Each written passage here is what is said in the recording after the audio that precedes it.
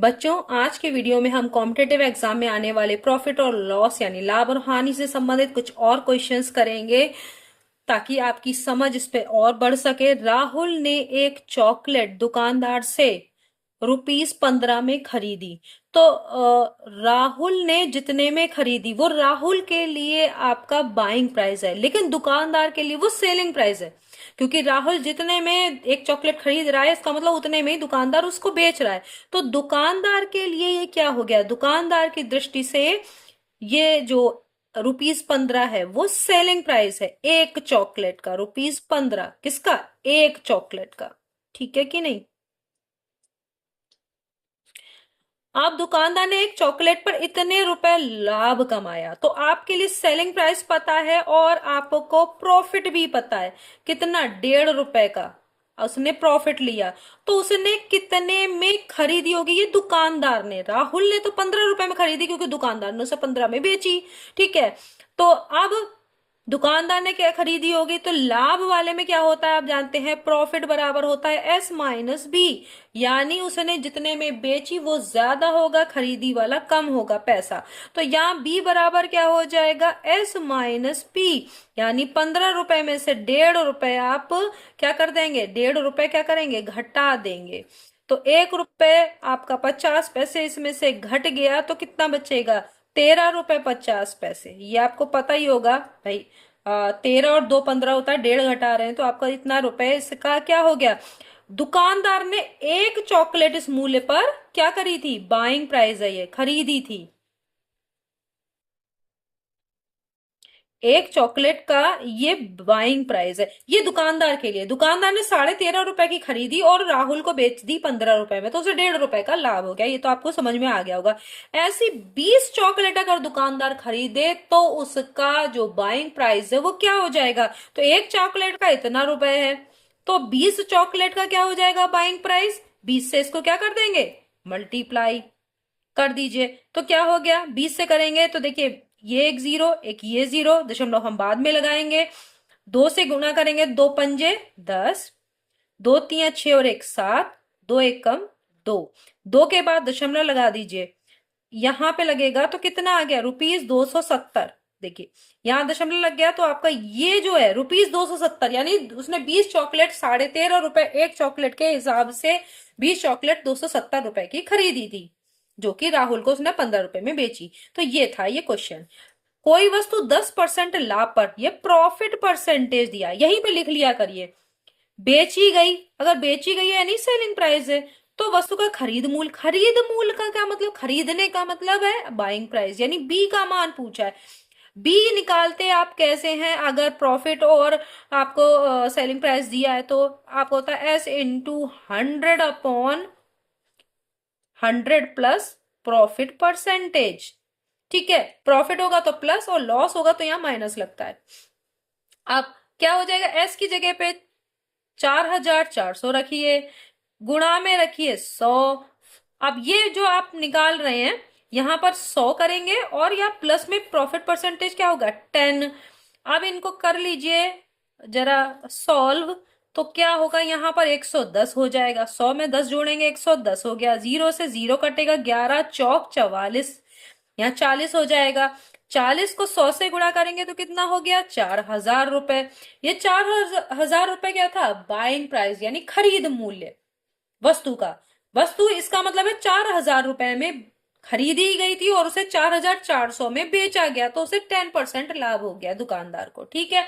ये हो गया क्वेश्चन। एक पुराना मेज कुछ मूल्य पर खरीद कर, कुछ मूल्य मान लिए, कुछ की जगह पे एक्स लिख लीजिए। आप बीजगणित थोड़ी बहुत जानते ही होंगे। तो आपको यहाँ पे एक्स लिख लिया, उसकी मरम्मत पर ₹150 और व्यय की गए, तो बाइंग प्राइस क्या हो गया? एक्स प्लस 150 हो गया कि नहीं? इतने रुपए, इतने रुपए उसका क्या हो गया? खरीद मूल्य हो गया, है ना? क्योंकि भाई जितना रुपए उसने खर्च किया उसके अलावा 150 और लगाए ना, तो कुल इतना हो गया।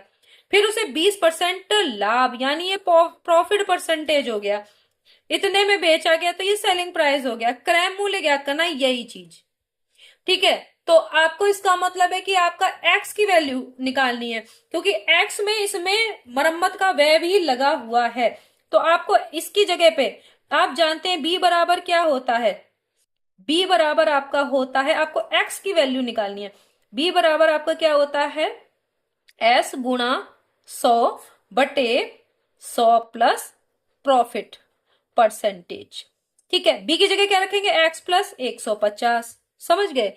और यहां पर क्या रखेंगे, एस की जगह पे 1620 गुणा 100/100 प्लस प्रॉफिट परसेंटेज 20।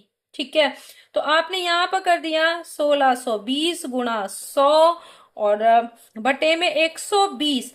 एक जीरो से ये जीरो कटा, दो से देखिए कटेगा, यहां पर देखिए दो छंग 12, और यहां पर कितना हो रहा है, 2 अट्ठे 16, 2 1 कम 2, फिर ये 3 से कटेगा, 3 दूनी 6, 3 दूनी 6, 3 सत्ते 21, और 2 से ये कट जाएगा तो ये हो जाएगा 50। अब ये नीचे कुछ नहीं बचा, x प्लस 150 बराबर हो गया 27 गुणा 50।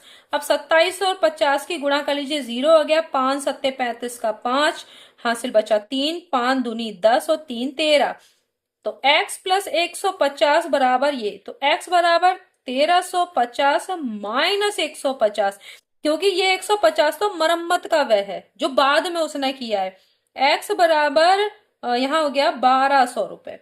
तो उसने जो वस्तु थी, ये पुराना मेज था, वो 1200 रुपए में खरीदा था, फिर खरीद के उसने 150 रुपए में उसकी मरम्मत कराई, तो कुल पड़ी उससे 1350 का।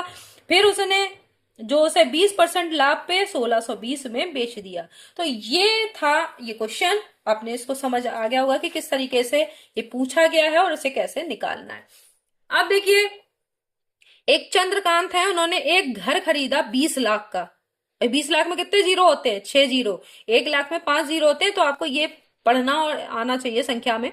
20 लाख में खरीदा, मरम्मत पर 5 लाख और लगा दिए, तो अब कुल टोटल उसका जो बाइंग प्राइस है वो क्या हो जाएगा, 20 लाख। तो कितने जीरो लगाएंगे, 6 जीरो, 1 2 3 4 5 6, और मरम्मत पर 5 लाख, तो 1 2 3 4 5, तो ये आपका 25 लाख रुपए उसके खर्च हो गए।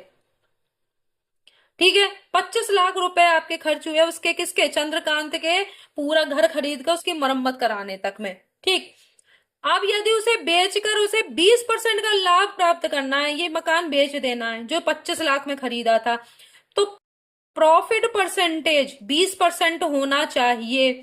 तो प्रॉफिट परसेंटेज उसे 20% अगर चाहिए, तो घर को कितने रुपए में बेचना चाहिए, यानी सेलिंग प्राइस पूछ रहा है। तो एस बराबर होता है बी गुणा, ध्यान दीजिएगा, 100 प्लस प्रॉफिट परसेंटेज अपॉन 100।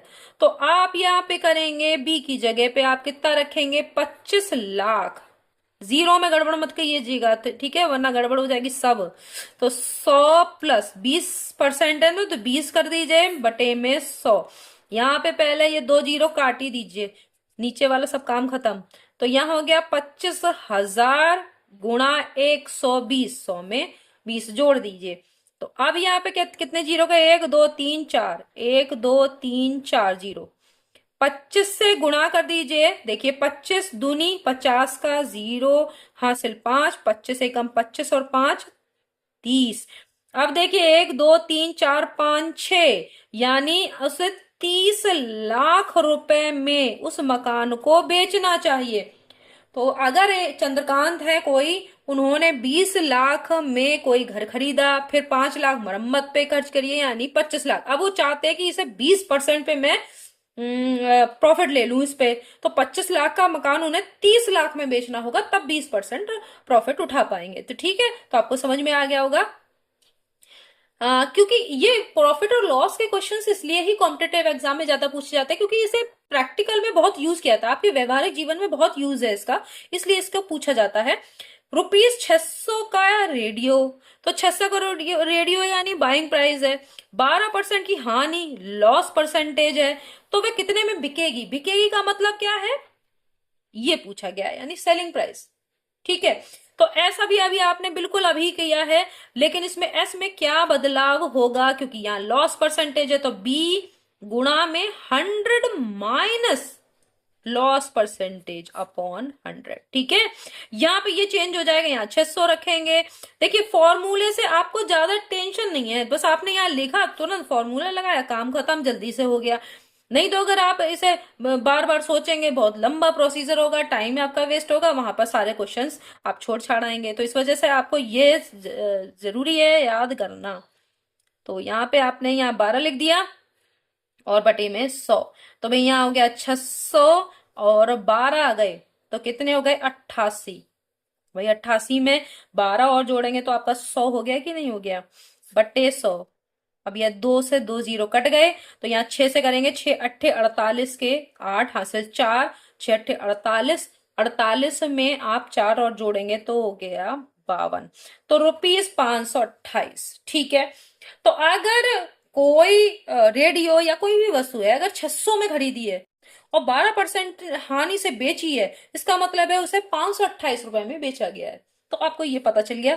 एक वस्तु को ₹1400 में खरीदने पर पता चला, तो भाई देखिए 1400 रुपए में खरीदने पर यानी बाइंग प्राइस है कि उसमें कुछ खराबी है, अतः उसे जल्दी जल्दी घाटा सहकर बेच दिया गया। तो कितने का घाटा सहा, यानी लॉस परसेंटेज दिया है 4 सही 1/2%। ठीक है, घाटा सहकर बेच दिया का बताओ कितने में बिकी, यानी वही वही आपको क्या पूछा गया है, एस का मान। अब देखिए घाटा, तो यही बिल्कुल फॉर्मूला लगेगा।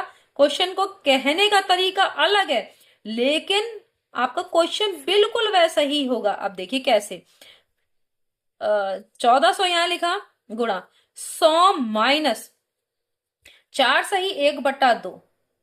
ठीक है, और यहां पर बटे में 100। अब यहाँ पे एक काम करिए, ये दोनों काट दीजिए तो आपको थोड़ा और आसान हो गया है ना।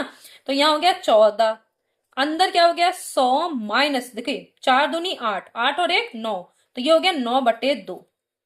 अब क्या हो गया 14, यहाँ देखिए 2 से इसकी गुणा करेंगे 200, 200 में से ऊपर अंश में क्या आएगा, 200 में से आप क्या करेंगे 9 घटाएंगे और बटे में हो जाएगा 2।